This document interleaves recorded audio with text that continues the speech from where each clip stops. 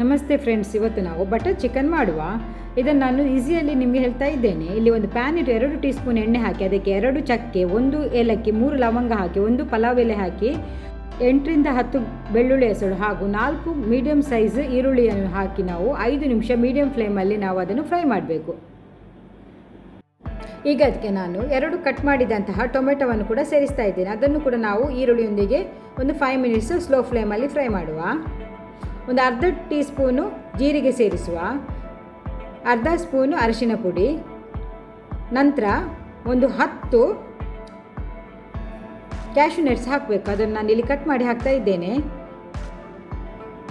ಈಗ ನಾವು ಅದಕ್ಕೆ ಉಂಟಲ್ಲ 1 ಸ್ಪೂನು ಬಿಳಿ ಎಳ್ಳು ಸೇರಿಸಬೇಕು. ಮತ್ತು 2 table spoon Kashmiri red chilli powder ಸೇರಿಸುವ.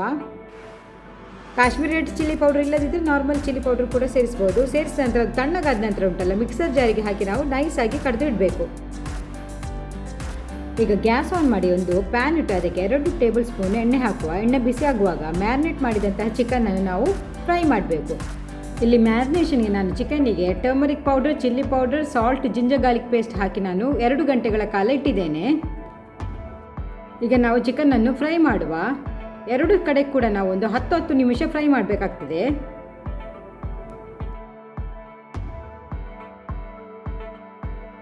ಈಗ ನಾವು ಫ್ರೈ ಆದ ಚಿಕನನ್ನು ಒಂದು ಬೌಲಿಗೆ ಹಾಕಿ ನಾವು ಅದಕ್ಕೆ ಫ್ಲೇವರ್ ಬರಲಿಕ್ಕೆ ಒಂದು ಚಾರ್ಕೋಲ್ ಹಾಕಿ 1 ಟೀ ಸ್ಪೂನು ಎಣ್ಣೆ ಹಾಕಿ ಮುಚ್ಚಳ ಮುಚ್ಚಿ ಒಂದು 3 ಮಿನಿಟ್ಸ್ ನಾವು ಇಡುವ.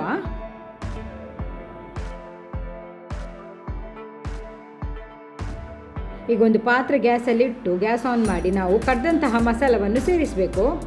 ಮಸಾಲಕ್ಕೆ ಸ್ವಲ್ಪ ನೀರು ಸೇರಿಸುವ. ನೀರು ಸೇರಿಸಿದ ನಂತರ ಉಂಟಲ್ಲ ಎಲ್ಲವನ್ನು ಚೆನ್ನಾಗಿ ಮಿಕ್ಸ್ ಮಾಡುವ. ಮಿಕ್ಸ್ ಮಾಡಿದ ನಂತರ ರುಚಿಗೆ ತಕ್ಕಷ್ಟು ಉಪ್ಪು ಸೇರಿಸುವ. ಉಪ್ಪು ಸೇರಿಸಿದ ನಂತರ ಪುನಃ ಎಲ್ಲವನ್ನು ಮಿಕ್ಸ್ ಮಾಡಿ ಒಂದು 10 ನಿಮಿಷ ಮೀಡಿಯಂ ಫ್ಲೇಮಲ್ಲಿ ಅದನ್ನು ಕುದಿಸಬೇಕು. ಚೆನ್ನಾಗಿ ಕುದಿ ಬಂದ ಮೇಲೆ ಉಂಟಲ್ಲ ಅದಕ್ಕೆ 1 ಟೀ ಸ್ಪೂನು ಬಟರ್ ಹಾಕುವ. ಬಟರ್ ಹಾಕಿದ ನಂತರ ನಾವು ಫ್ರೈ ಮಾಡಿದಂತಹ ಚಿಕನನ್ನು ಇದಕ್ಕೆ ಸೇರಿಸುವ. ಚಿಕನ್ ಸೇರಿಸಿದ ನಂತರ ಪುನಃ ಎಲ್ಲವನ್ನು ಚೆನ್ನಾಗಿ ಮಿಕ್ಸ್ ಮಾಡಿ